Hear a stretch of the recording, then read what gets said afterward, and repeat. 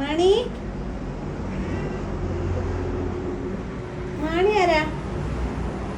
അതെ, മാണി ഞാൻ തന്നെയാണെന്നാണ് അവൻ പറഞ്ഞത്. മാണി നമുക്ക് കിട്ടുന്നത് കുറവിലങ്ങാട് ദേവമാതാ കോളേജിന്റെ ഓപ്പോസിറ്റ് ഒരു റോഡ് സൈഡിൽ ആരോ കൊണ്ട് ഉപേക്ഷിച്ച നിലയിലാണ്. ഓൾമോസ്റ്റ് മരിക്കാറായ ഒരു അവസ്ഥയായിരുന്നു മാണിയുടെ കണ്ടീഷൻ. ഇങ്ങനെയൊക്കെയുള്ള ഒരു കാഴ്ചകൾ കണ്ടു കഴിഞ്ഞാൽ മൃഗസ്നേഹികളായ ഞങ്ങൾക്ക് ഈ മുഖം തിരിച്ച് നടന്നു പോകാൻ ഇച്ചിരി ബുദ്ധിമുട്ടുണ്ട്. നമ്മുടെ ഉറക്കം വരെ നഷ്ടപ്പെടുന്നുള്ളൊരു ബുദ്ധിമുട്ടിലോട്ട് അത് പോകുന്നുള്ളത് കൊണ്ട് മാണിയെ നമ്മൾ വീട്ടിലോട്ട് കൊണ്ടുവന്നു.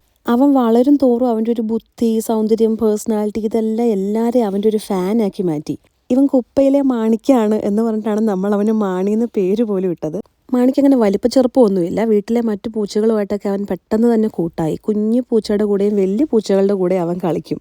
അവനെ കൊണ്ടുവരുമ്പം അവൻ്റെ കൂടെ ഇരുന്ന് കളിക്കുന്ന ആ പൂച്ചക്കുഞ്ഞിന്റെ വലിപ്പം പോലും അവൻ ഉണ്ടായിരുന്നില്ല. ദാറ്റ് ഈസ് ലൈഫ് എന്നാണ് മാണി പറയുന്നത്. മാണിയുടെ ലൈഫ് മുന്നോട്ട് വെക്കുന്ന ഒരു കോൺസെപ്റ്റ് അത് തന്നെയാണ്. ലൈഫ് മാറാനായിട്ട് ഒരു മൊമെന്റ് മതി. പട്ടിണി കിടന്നോ വണ്ടി ഇടിച്ചോ മരിച്ചു പോകേണ്ടിയിരുന്ന ഒരു കുഞ്ഞു പൂച്ചക്കുഞ്ഞിലോട്ട് എൻ്റെ അമ്മയുടെ കണ്ണുടക്കിയ ആ ഒരു മൊമെന്റ് ആയിരുന്നു മാണിയുടെ ലൈഫ് ചേഞ്ചിങ് മൊമെന്റ്. അവൻ ഇപ്പം ഞങ്ങളുടെ വീട്ടിൽ എല്ലാവരുടെയും സ്നേഹമൊക്കെ അനുഭവിച്ചൊരു രാജകുമാരനായിട്ട് ജീവിക്കുന്നു.